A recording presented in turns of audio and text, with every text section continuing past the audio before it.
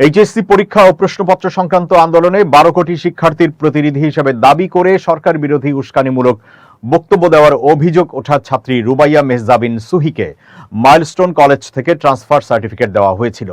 তবে মাইলস্টোন কলেজের পরিচয়পত্র বহন করায় তার বিরুদ্ধে সাধারণ ডায়েরি করা হয়েছে। মাইলস্টোন কলেজের সিকিউরিটি অফিসার মোহাম্মদ জহুরুল ইসলাম বৃহস্পতিবার রাজধানীর তুরাগ থানায় জিডিটি করেন বলে জানিয়েছে শিক্ষা মন্ত্রণালয়।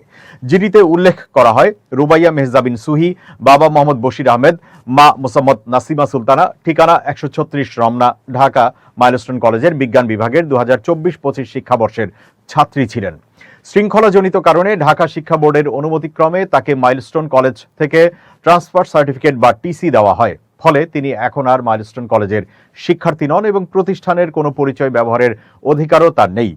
জিডিতে আরও বলা হয়, সম্প্রতি সামাজিক যোগাযোগ মাধ্যমে প্রচারিত একটি ভিডিওতে দেখা যায় ওই ব্যক্তি মাইলস্টোন কলেজের পরিচয়পত্র ব্যবহার করে এইচএসসি পরীক্ষা ও প্রশ্নপত্র সংক্রান্ত আন্দোলনে সরকার বিরোধী উস্কানিমূলক বক্তব্য দিচ্ছেন।